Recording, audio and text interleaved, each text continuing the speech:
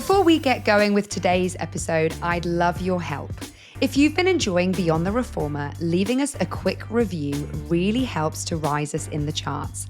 And the higher we go, the more incredible guests we can bring on to share their insight with you. Thank you so much for supporting and growing this community with me. Now, on to today's episode. I'm joined by the simply brilliant Jenna Zaffino, an educator, mentor, and business strategist who has been shaping conversations in the Pilates world for over 2 decades. From her early studio days to becoming a Fletcher Pilates teacher, hosting a top-rated podcast. I loved her podcast when it was live. And now mentoring studio owners and teachers around the globe, Jenna brings insight, humor, and honesty to everything that she touches. In today's conversation, we dig into what makes a sustainable Pilates business, what success really looks like, and why self-leadership might be the most underrated skill in our industry.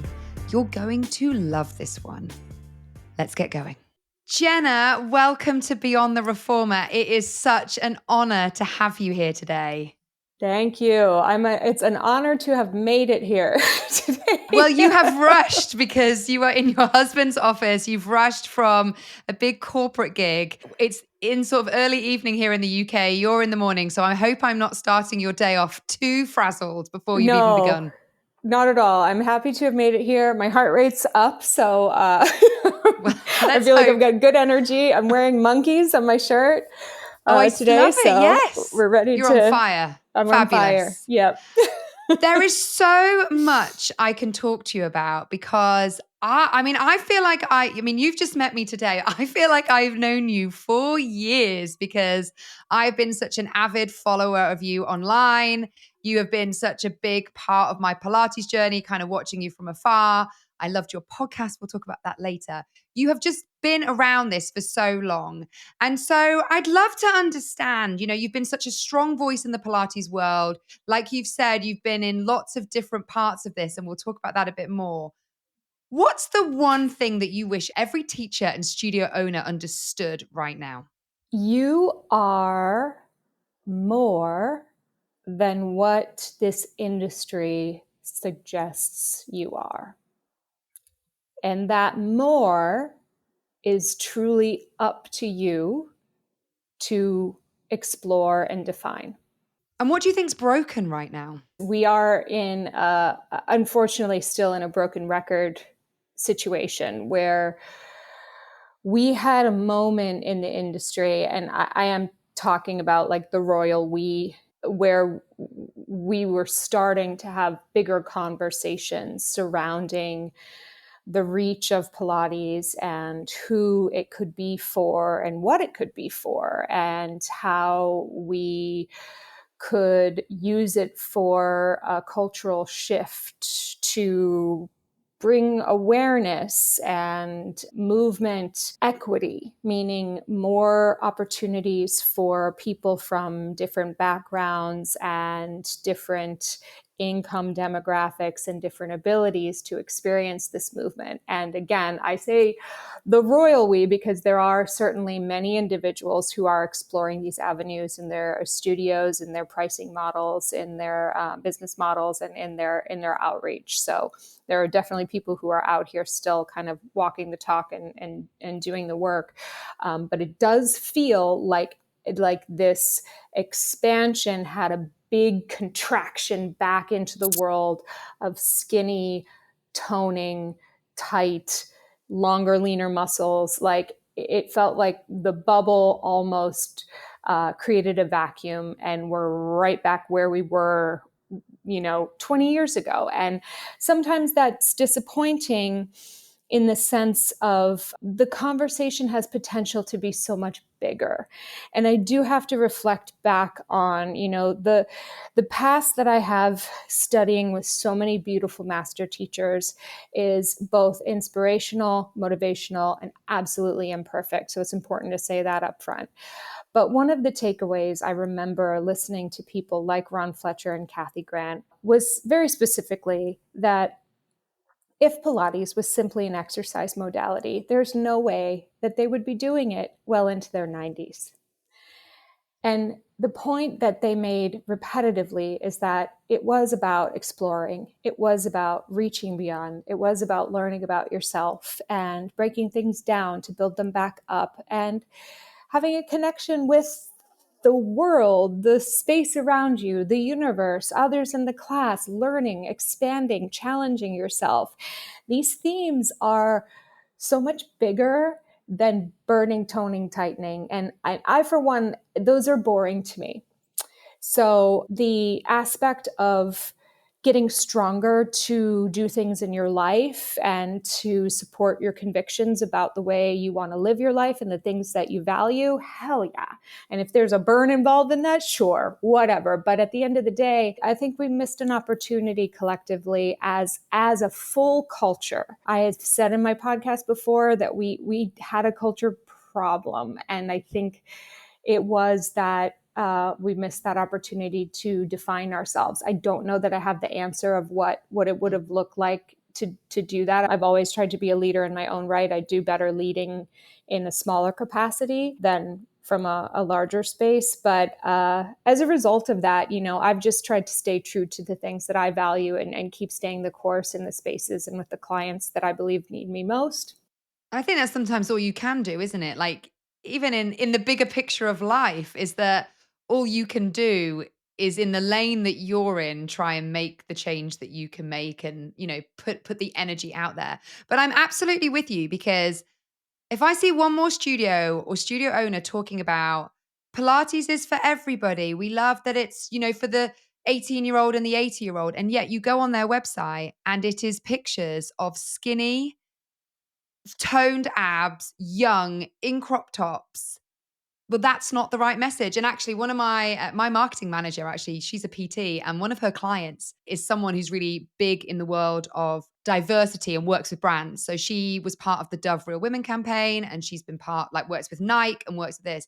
And she pulled us up on our marketing quite a few years ago. That's why it's been a big part of us. And she's like, I need to see myself in those pictures on your website. I need to see myself as a larger lady. I need to see myself as a Black woman. I need to see myself as a man. I need to see myself as different ages. And I think it's a big piece. Like we, as studio owners, we can still have an impact on even just making people understand that they are included. And of course, we can go deeper with it, like you said, in terms of like economic side of things as well. But it's a fair point. And I think the boom that we're seeing at the moment, we'll talk about this a bit more. One of the big topics that comes up in almost every conversation is around the rise in the short courses and the underqualified teachers coming out. And I just actually wondered if you feel like this new rise. I mean, it's great that Pilates has become so popular, but do you feel like it's more being pulled into the fitness trend than maybe what Joseph Pilates had set out to do? You've been mentored by, some people who knew him. Where do you feel like this trend is going with this burn as much as possible, strength and tone, and maybe not learn and educate your body to be better? Yeah. Well, this is going to be an unpopular answer. There was an interesting article that came out not too long ago about Pilates' ties to capitalism and authoritarianism that came out in the New York Times. And listen, if your hackles went up at just the mention of that article, then I would encourage you to explore why that happened, because the credo that I've always lived by is I love the Pilates method enough to question everything about it. And that is what keeps my relationship with it extremely healthy, progressive, and it's what keeps my teaching at a really high and personalized level. So what I see right now coming out of these very quick training programs is a frantic energy that insists upon a high level of personal branding, but doesn't give the teacher who's trying to brand themselves any time to actually develop convictions, beliefs, personal philosophy about what they're branding in the first place. So all they have left is showing exercises, showing their body, basically commodifying the physical form for the sake of a dollar, which is capitalism.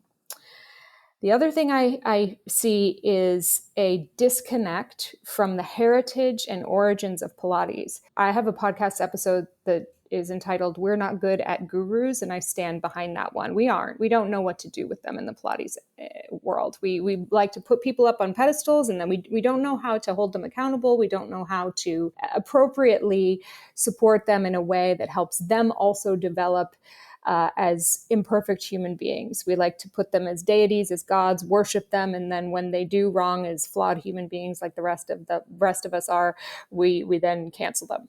We're not good at it. We don't do very well at it. What we need to understand is that Joseph Pilates was a flawed human being like all of us, and yet this human being had a process by which he innovated.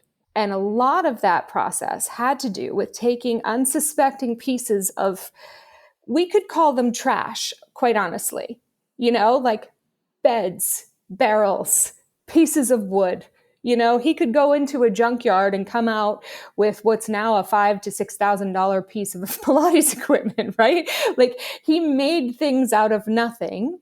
And through his innovative thought process, turned it into something that could be used for the good of the body, for the support of the body. And I see with the newer teachers this focus on having the right toys versus the right thought process behind using the toy to support and enhance the learning process for their client to develop their own movement practice. And those are two big highlights that are coming out for me right now, having interacted with some of the teachers, that it is about like who has the best brand, who has the best toy, who has the most followers. And again, I'm generalizing. Of course, it's not like that across the board.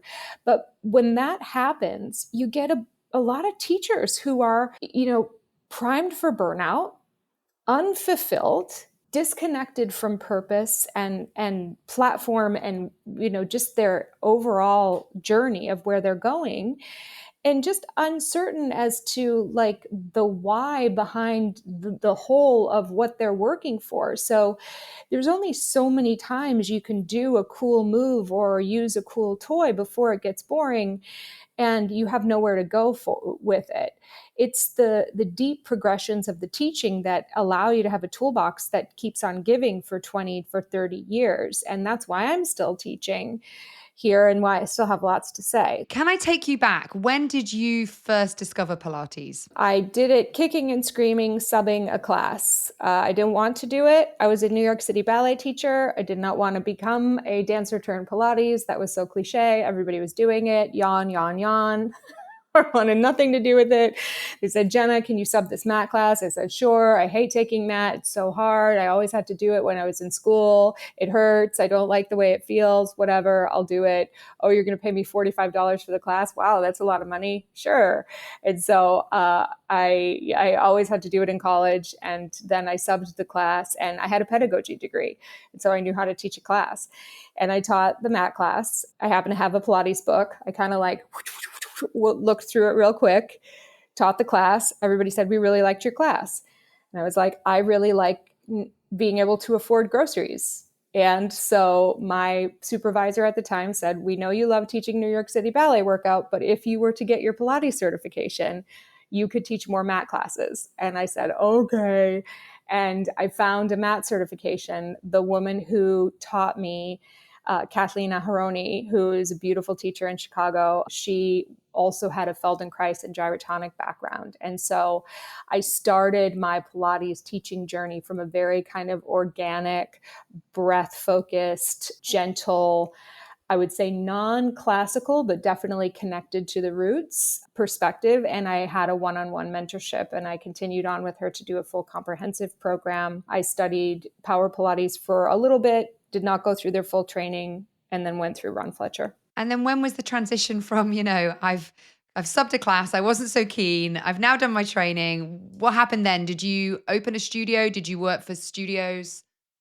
So I was working in the health club group X, and then we had a couple of Gratz reformers in storage, and they had encouraged me after I got my mat class. My classes were popular. I had about 45 people in each class. It was insane. And I was just doing whatever I could to keep them going. And they said, would you like to take these reformers out? And they were subsidizing part of my training at that point in time in one of the big health clubs there. I'm in downtown right now. So I just, I was young. I had the time. I had the assistants, and my now husband was also working at the club. So that was kind of fun to be there as well. And I was simultaneously starting to introduce people to the reformer work as I was learning it at the same time, which is, I share that because my journey was so imperfect. They wouldn't let us do bare feet on the reformer. So I had to teach my clients in sneakers. A lot of times there were medicine balls flying over the reformers and, big squat racks on either side. It was completely imperfect. So when I speak critiques about Pilates, I speak it from a place that didn't come from a perfect journey. But I grew those two reformers. Oh, and I should say, I found some black market Stott manuals and purchased them for about $300 a piece off of some like random website, and like filled in the blanks until I would get to the next module of my teacher training to try to like figure out something to teach these people on the reformer who I was doing Pilates with at the health club, who wanted to do Pilates. This was like early 2000s. Nobody, there were a couple studios in town, but these people wanted to do it at the gym. So flash forward, ended up expanding that studio to a dedicated space. We doubled the space, and then I became a coordinator where I opened multiple studios across Chicagoland. And then at some point, I decided to open my own space a little further north, expanded that a few years later, sold it, and then, downsized, sold it, private practice. That's where we are today. And you built this thriving studio, and then you sort of pivoted your career into an educator and a mentor. Was there a catalyst for that change? Like, was there a reason that you thought running these studios just isn't right for me right now? Yeah, my baby. I went through about 3 years of really heartbreaking infertility that it broke me, for full stop. It broke me in two. I found that what I had available to give to the studio prior to that journey was no longer what I had when I was grateful to have become a parent. We only ever had one pregnancy, and that was our son. We had a lot of near pregnancies. We had a lot of just loss. Anybody who's gone through that process can probably understand. And I came out of this battle, as it were, with this brand new baby that I had to leave and go back to this 3,000 square foot studio. And there were some things that had happened where, teachers, it was time for them to expand out. And I had a wonderful studio manager that was holding it down the fort for me, and things were going okay, but other businesses were opening, and I really needed more energy than I had to give. And my landlord had also gone into foreclosure, so it was like a perfect storm of all these crazy things. So we downsized as a means to just lessen the commitment, and that worked well for a little while. And then I realized, like, I had lost who I was and all of that, and I needed to just remember who that person was. I needed to kind of get my feet steady on the ground and figure out who I was as a mother and who I was as a person after the trauma of that. And I felt that selling the studio, letting that chapter close, turning the care that I was giving to the studio over to myself and my son was really the best next step. And I had been being asked to offer mentorship and coaching for quite some time. And so I decided to turn my sights into that space. And I also felt like I was starting to really have more to say in the space of not necessarily being a teacher trainer for a company, but being more of a mentor for professionals. I felt like my leadership muscle was ready to be flexed, and I felt like I could stand on my own 2 feet. And I also, I needed to break free from the Fletcher organization in order to do that, because that was conflicting for them. So I really needed to make a strong choice to do that for myself, and I'm really happy I did. I mean, fair play. I think I'm sure there'll be people listening who I remember myself, like, your studio's like your baby and you put everything into it and you feel like you've got endless amount of time, which you don't, but you feel like you do. And then you have a child and it just isn't the same. So, and then add to it all that went in before. I was just talking to someone before we came on air to say that we're in this wellness space. We're teaching people about well-being. We're talking to people about burnout doesn't help your fertility. Burnout doesn't help your digestion problems. Burnout. And yet here we are burning out Yeah. because we have all the people looking to us and everyone's looking to us. And you're steering the ship. So I can only imagine how that was. But fair play, like for you to then go from that. And okay, yeah, some people had asked about mentoring, but to pivot, because sometimes, to do those business shifts, you're like, that's also an awful lot of effort because that's starting another business. And Yeah. so it's kind of like, how do you balance that out? But how did you do that shift? Were you able, like, between, you and your husband to sort of balance that out? Or was there like, no, I need to immediately like hit the ground running and I'm going to have to run both like, I have to make it worse for a bit before I can make it better? I think it was the last thing you said. I do feel like, from a mental health perspective and a physical health perspective, I really do feel like it felt a bit like life or death at that point. I don't know that it was that dramatic, but I did make a lot of choices during that time. I know for me, during the times of high stress, I had turned to drinking for alleviating the stress at the end of the day. And so, wine was my co-pilot, but that wasn't helping anything. And so in the space where I stopped drinking altogether, that it became really, really clear, like, you can remove this thing, but the problem is still staring you in the face. And that is that this chapter is ready to be closed, and you're ready to move into a place that's more sustainable for you. Because in the initiation of this studio, you were giving everything to everyone, and you still desire to do that, but the evolution of who you are as a person understands that you need to do that in a way that's sustainable for your own energy, and where the quality of how you give changes. I really did have to consider, what is the highest level of offering that I can give right now. And so in the beginning, it looked like, continuing with some private sessions, and it looked like pouring a lot of energy into podcasting, and it looked like exploring what I had to say from a mentorship point of view. And thankfully, people were ready for it.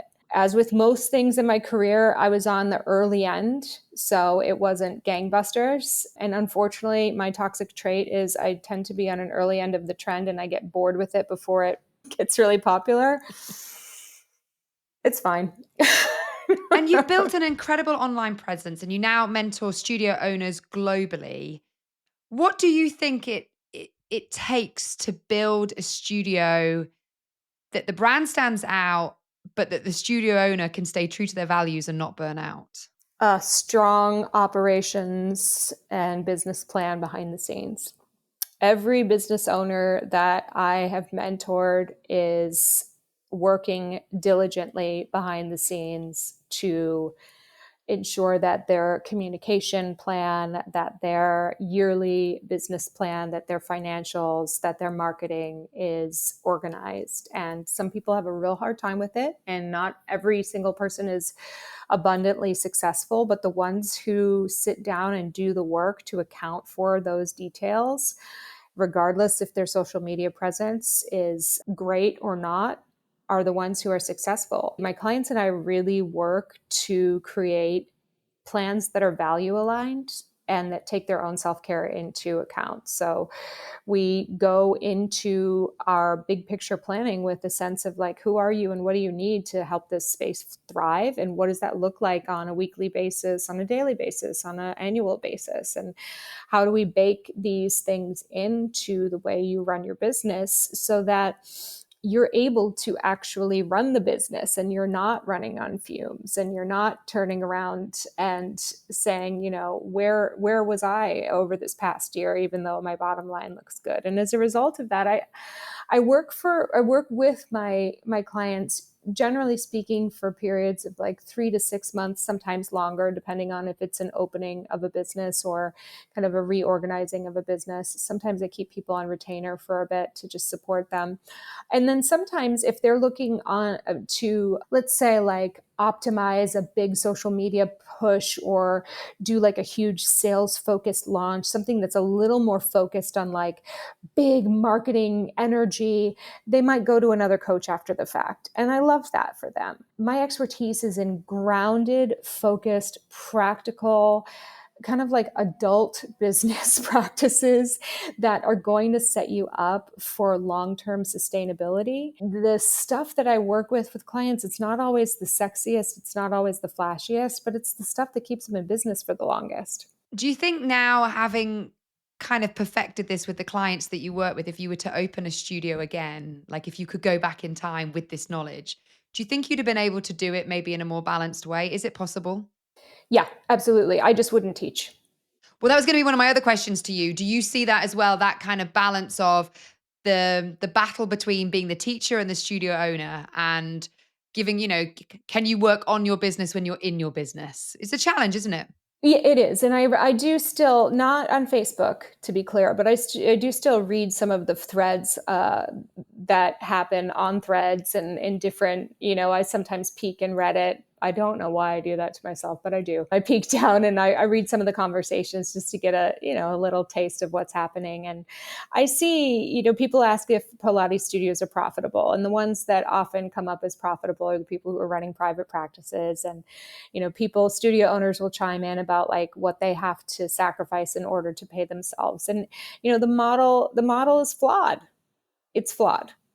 And I don't particularly have a great answer to why it's flawed without a person being willing to rework the model. I do have a better model, but people don't. It would mean tossing the current model out the window and starting from scratch. What do you mean by the current model? What's flawed about it? The fact that if I'm a client, I walk into a Pilates studio and I'm going to kind of go one of two routes. I'm either going to take an introductory packet and then I'm going to get fostered or shepherded into private sessions and then maybe group classes for the rest of my life. Period. That's it. Maybe a workshop here or there. It's like a kite tail in the wind. Then the onus of the studio owner has to be on keeping my attention for the rest of my life. It's a huge ask. That's a lot of energy. And we know how great Pilates is. So it's often, it works, But what's missing from there is like progress, milestones, markers that tell me in very clear terms that I'm getting better, I'm doing better, things are working for me, and that the value of what I'm spending my money on is actually worth it. And also I should tell my friends. I specialize as a board certified health coach, which is the role that I play most often right now. I specialize in goal setting and behavior change. And the psychology behind those things is simple. If you're clear on why you're doing it and you're working towards a goal, the likelihood of you staying with it and wanting to progress it is higher. There's another model that says I come into the studio, I pay a membership fee, I do group classes. And then I do more group classes, and I do more group classes, and I do more group classes. So on both ends of the spectrum, you have what a colleague of mine calls a relationship industry, which is great. But then as you dig deeper, you have this issue with contractors versus employees in the United States. And this gets hairy and scary. Like, are people making enough money? Are they going to take my clients and open a studio down the street? Raise your hand, put a finger down if that's happened to pretty much everybody who's probably listening to this podcast, me included. All these things, like all these issues, like, is the relationship with the studio or is the relationship with the teacher? How does this actually work? Again, the expectation is we take classes for the rest of our life. The end. It's true. I mean, we have only some clients who, once a month or even every couple of months, they'll come and do a private. And they are definitely the ones that you see with the most progress because they're checking in, we're looking at things, we're measuring some things with them in terms of movements, maybe that they couldn't do before. Look how far you've come. Or like, as you said before, their goal might be, I want to be able to bend down and put my shoes on. I mean, they're the goals that matter to me. I'm really interested in those goals that are about people's life. And it's like, how do we check in with them? But now you can do that. Well, what else would you like to do, actually? Well, how are we going to keep you going with that? So that's a really interesting point. But I also wanted to touch on, you mentioned about profit. I think my understanding is most boutique fitness, of which Pilates is part of, is not profitable. The studio owners are not paying themselves. And yet we're seeing studios, and here in the UK, certainly, I mean, one in my city almost every month. Some of them are not even Pilates teachers. They're just, someone who's gone in there for business. And I think, wow, I would have to really love this. And I do love it, to stick with it when times have been tough. I have had to pivot so many times and go work with coaches like yourself to change how we're doing things, think about doing things differently. I'm really surprised to see people coming into this purely for money. I think they'll very quickly realize that this isn't a place. Is that what you see? That it's not like this money making pit? All we have to do is look at the bar industry, right? Like, how many bar studios have gone out of business in the past 5 to 10 years? Because we see this with every bubble that happens. And we're going to see it with Pilates too. I mean, the great thing is that Pilates is getting a lot of exposure. The bad thing, I think, for us is that when something's a trend, the trend will cease to be a trend when a new trend comes up. And so a lot of people will jump on that trend as a money grab. So the best thing that I think studios who are in it for the long haul can do is really to get serious about understanding why their clients have contracted with them in the first place. And that is what we call a value proposition. So to get crystal clear, abundantly clear, and be willing and able to communicate that in many different ways. Like, you need to understand all of the reasons why people walk in your door and all of the reasons why they stay. And that needs to be at your fingertips and on your list at any given moment. Because if you're not clear on your value proposition, then that means you can't have a conversation with somebody who's on the fence.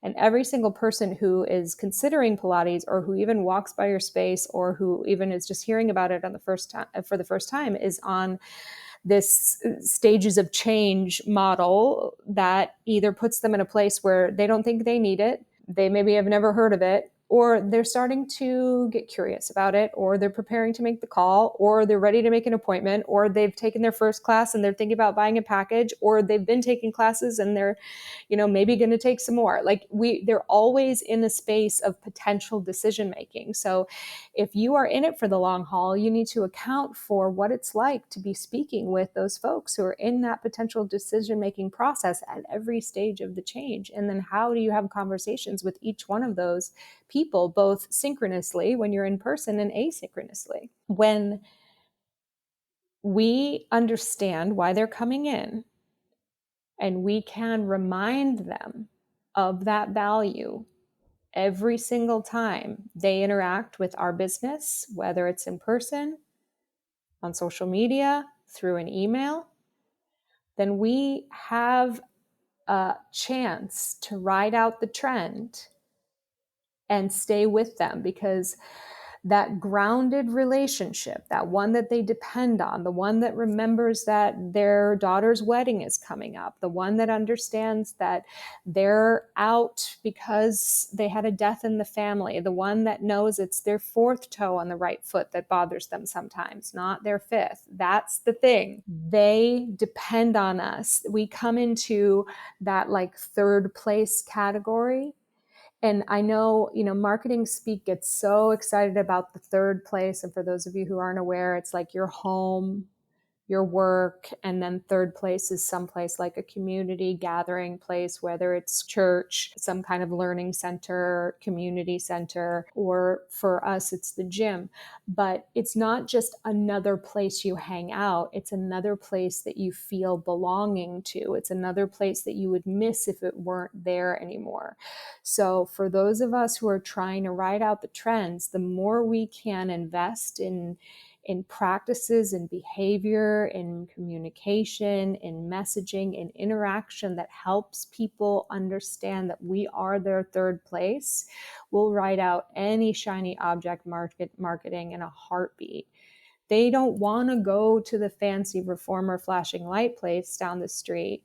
They want to go to Nick, who knows about their wonky elbow. I think the third space is really interesting. And I think also it's about the authenticity, isn't it, of what we're doing? Like Pilates has existed for a long time.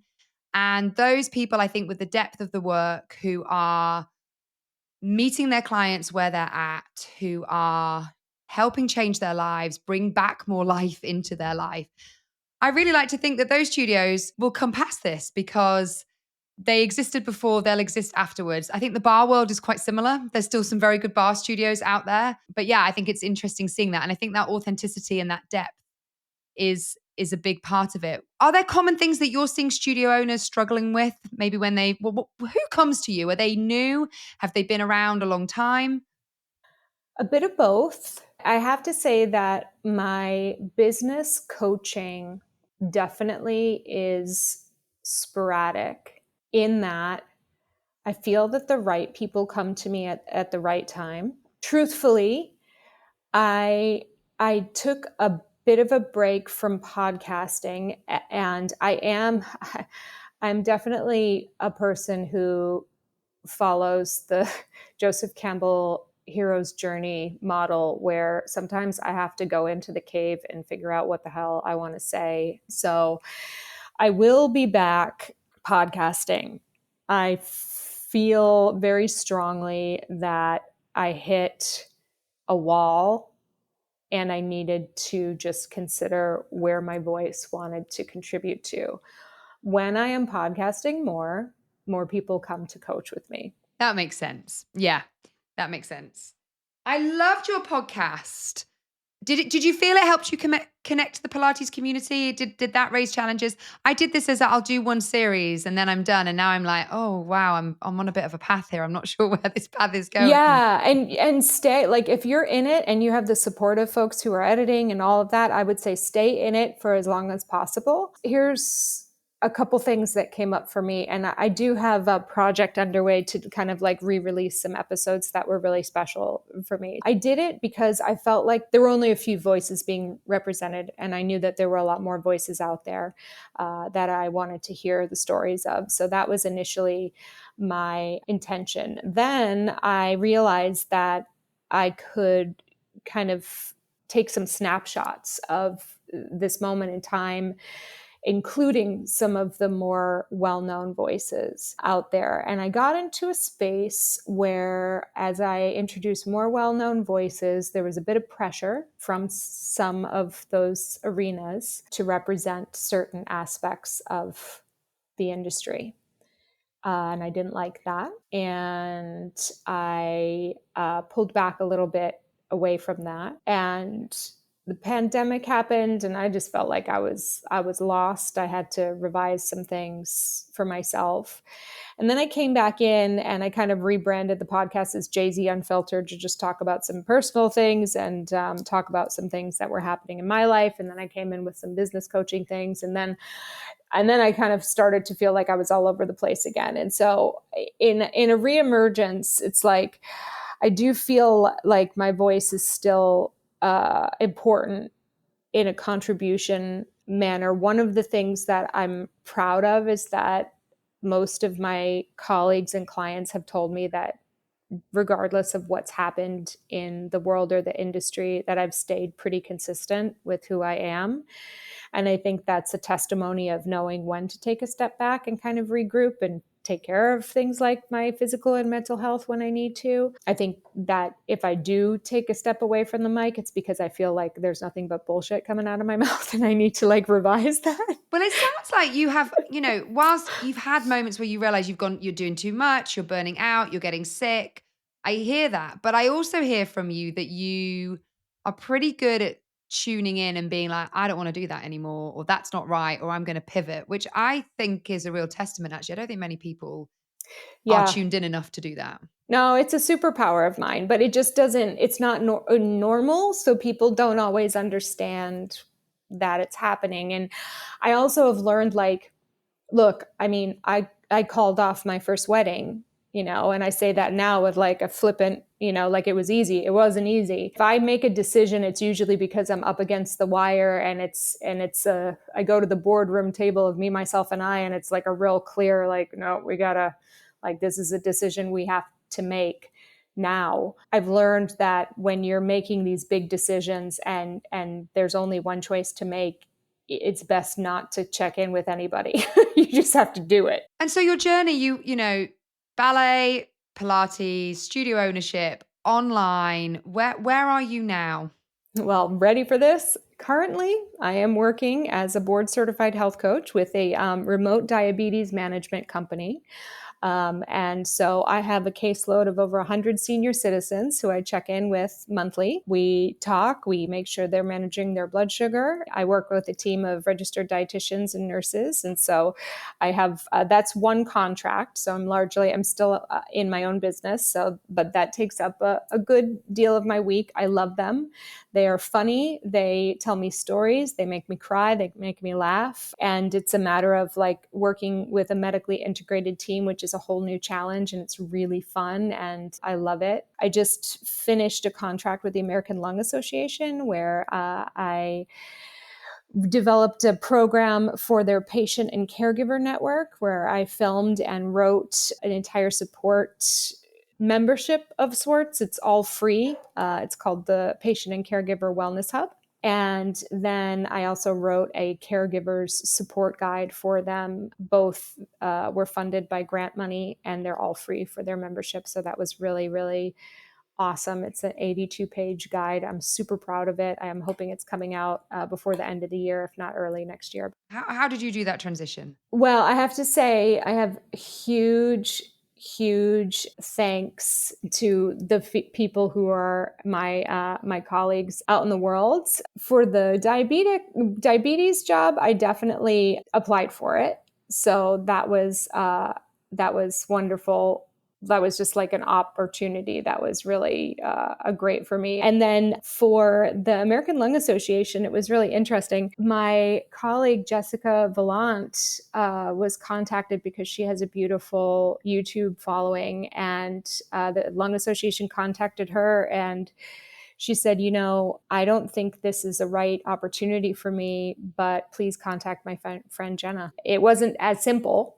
I definitely had to pitch them a lot. And so that's one of the skills that brings you in. Like when you want to infiltrate the corporate space, you have to understand how to write a good pitch deck. And you also have to understand how to get over the fear of putting zeros down in your pitch.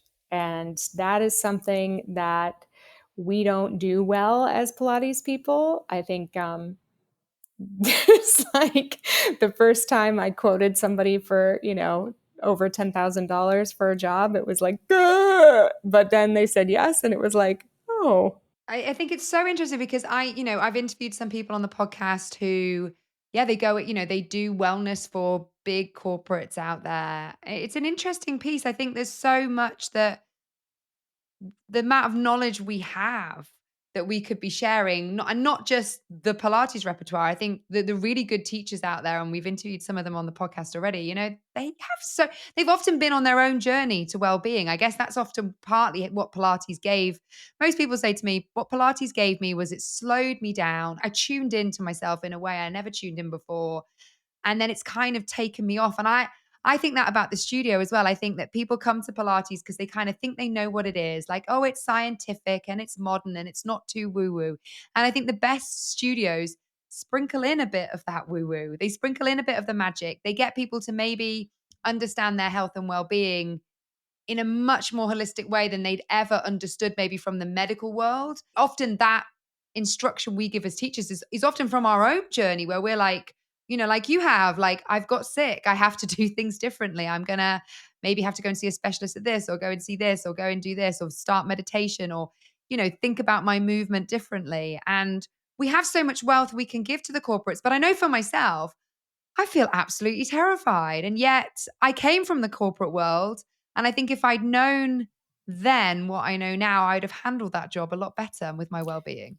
Well, remember what I said at the very beginning, that you're more than the industry says you are. And that is one of the issues that we have, is that we are tasked to jump through many, many, many hoops of approval in this industry. And I'm not exactly sure why the trauma and baggage is passed down this way. And it's not always passed down. So there are only, certain ones of us that, that get it. But I've had this conversation with lots of professionals where it's like, sometimes you are carrying a bag that's actually not yours to carry. When you put it down, you realize, oh, the approval I'm seeking was actually my mentor's approval that she was seeking. And I actually don't need to find that approval. Like, it's not necessary for me. I can actually say that I'm good at this. And it's disappointing to be more successful than the ones that taught you, but it's also a testimony to the skills that they imparted upon you. And if you can look at it in that light, like, I've had to unfortunately say goodbye to some relationships from the Pilates world, and that has been heartbreaking. And at the same time, I can honor the good parts of those relationships by bringing the lessons that bolstered me up and created some stellar skills and helped me become the teacher and the presenter and the speaker and the person I am today through those experiences. And I wholeheartely bring in a sense of calm confidence into the room, like the session I taught before we met today. The folks who were looking out and who I was able to make eye contact with and meet on an eye-to-eye level with empathy and caring and, a sense of we're all in this together. Those skills were born out of learning how to be at one with my body through Pilates. And I got that through a mentorship that I'm no longer in contact with. And so I'm happy I'm no longer in contact with that person, but I'm also happy that I got that experience to help me get grounded in my body to be able to have this experience today. It's like, I don't have to bring that baggage with me anymore. I don't have to worry about whether I'm doing a good job for her anymore. I think it's about, we need different mentors for different phases of our lives generally. And our Pilates teacher journey should be no different. There's times where you're starting off teaching, you want someone to help support you with your teaching. You start off running a studio. It's like you said, I'm often only working with people for sort of 3 to 6 months. Then there's other mentors that might help you scale your business, or, and I think it's to understand that. And people come into your lives sort of for a reason, don't they? And then if that reason doesn't exist anymore, like, I think it's okay. You have to sometimes be like, off we go now, but we can part from a peaceful place. But it's part of your growth as well, isn't it? Like, you change and you shift. And the person you were when you met them is maybe not the person you are 10, 20 years later. Right. And I think the point in bringing up any of that is that moving forward with my life and believing that I could be in rooms like the one I was in today and sharing knowledge of things that excited me outside of Pilates and making an income from those things that feels appropriate for the level of expertise that I hold without having to qualify it to anybody else, that's okay. And sometimes if you hold on too tight to the approval of the smallness of the world from which you came, you don't ever have an opportunity to see where you can go.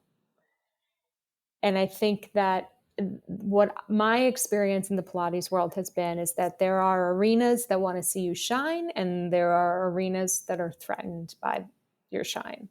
And so if you believe that your potential is greater than the industry says it is, then the opportunities are really there for you. This is the truth, whether or not you are being lifted up or held back. I'm not saying the industry is inherently evil by any means, but I would be remiss not to mention that we're still talking about the Pilates police. And a decade ago, we agreed collectively to not talk about them anymore. And also, they don't exist. So, and if they do, they are us. It's us. We are them. They're not a thing. Do you think there's anything then missing in Pilates education that maybe would answer some of this? Mental health support. I mean, how to appropriately, and not taught by a Pilates teacher who thinks they know about health, taught to mental health education from a standpoint of appropriately understanding the power dynamics that you impart as a teacher, standing up when everybody's laying down. What are those power dynamics? As a person who is delivering information to another person about their body and for their body, and what that looks like from an empowerment standpoint, from a shame standpoint, from a self-efficacy standpoint, from an actual building body autonomy standpoint. Because by the way, if I say you're doing a good job, that's actually not building body autonomy. That's a power dynamic. So, okay, that thing. I also think we need more mental health support in recognizing signs and signals from clients surrounding body dysmorphia, surrounding eating disorders, surrounding orthorexia, and what we do in those cases to support a more healthy outlook on those lives, because the Pilates world is riddled with it. Flat abs, everybody. I mean, hello? Like, I've done so much training in mental health first aid, and just when you are educated about these aspects, you can actually kindly intervene while staying in scope in a way that enhances the experience you have with your client, enriches the entirety of the experience, and promotes healing, not you healing the client, but the two of you healing together as you explore movement in a way that actually bolsters you up. I think that's such an important point though, isn't it? Is the together bit, because it's something that I talk about even in our teacher trainings. Like when a client comes in and says, thank you, like you fixed me, I'm always like, no, I didn't. You did it. And I just facilitated it. And it's important even in our cueing language, isn't it? Like how we facilitate the client taking ownership of their own body and not feeling like they're just passive and doing everything that we say and not tuning into how they feel. And you're absolutely right. Things do come up when people slow down, when they move their body, when they get their body moving better, releasing energy. Like for sure, traumas come up. It's happened to me many times over the years. So I can totally see your point of that is something that once you've probably learned what you've learned, you can't unlearn it and go, we need to know this stuff. Yeah, and I do think that like we don't have enough facilitated spaces for teachers that are safe to go into to talk about what we interface with on a regular basis. The Facebook groups aren't cutting it. And even from a scope of practice standpoint, a lot of the coaching groups aren't cutting it. There are many of us out there who are dealing with things that cross a line of codependency. Sometimes there's issues of sexual harassment that happen, and I do think that like we're remiss when we don't talk about mental health in our industry, from a teacher standpoint as well as a student standpoint. So I'm a huge advocate on that piece. And then the only other thing that I really feel strongly about in terms of neurological health, and this is something that I've personally been dealing with for the past couple of years, we do talk about inclusivity, and I work in an inclusive studio right now that is beautiful in terms of the way we uphold inclusivity for genders, body types, sexual orientations, neurodivergent ways of thinking, and I would say also neurological conditions based on the way that we are able to cater to different visual needs. One of the things I see coming up a lot in studios is the addition of flashing lights in inclusive studios. And I personally could not enter a space where lights were flashing without having a neurological episode at this point in time and needing medication. And often when I talk about this, I get a blank stare from a lot of Pilates teachers because it's never occurred to them that people who have situations with either migraine, seizure, or vertigo, or other dizzy sorts of, neurological situations, they don't really consider that.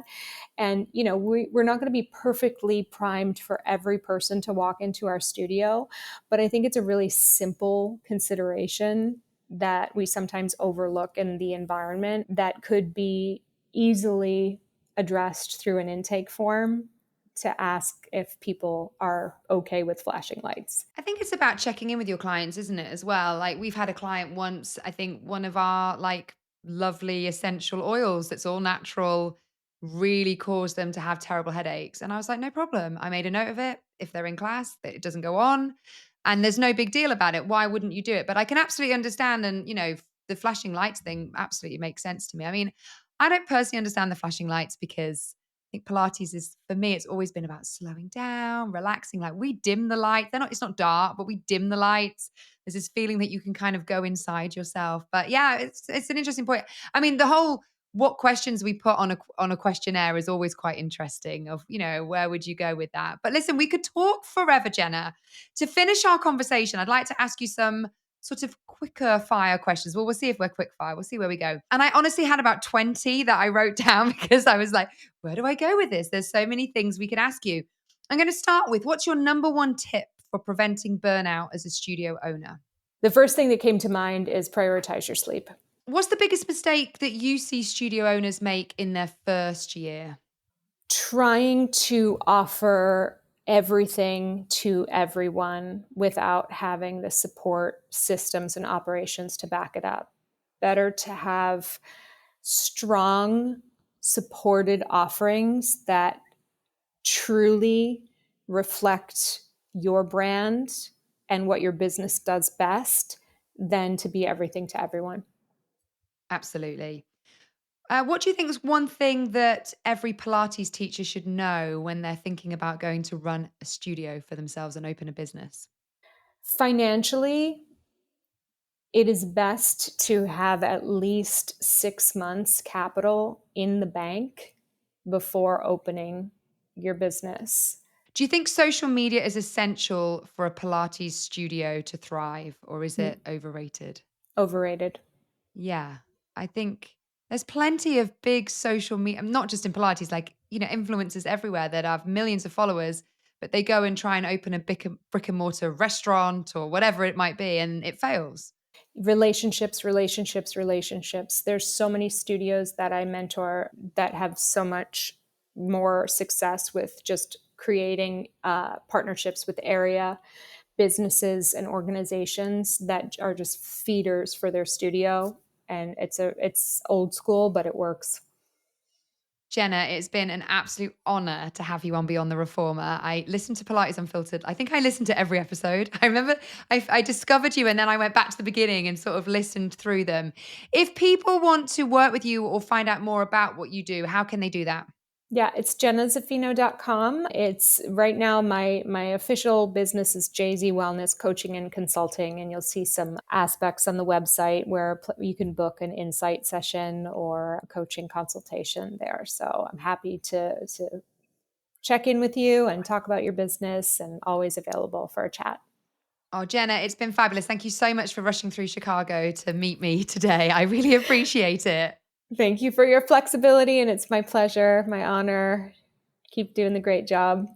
I hope you've enjoyed today's episode. I'm really grateful that you're here, and I'm loving building this community with you all. Make sure you click the follow button so you don't miss an episode. New ones come out every Monday. And if you found today's content helpful, it would mean a lot if you left a 5-star review, or even better, shared it with someone you think would enjoy it too. Thanks again for listening. I'll see you next week.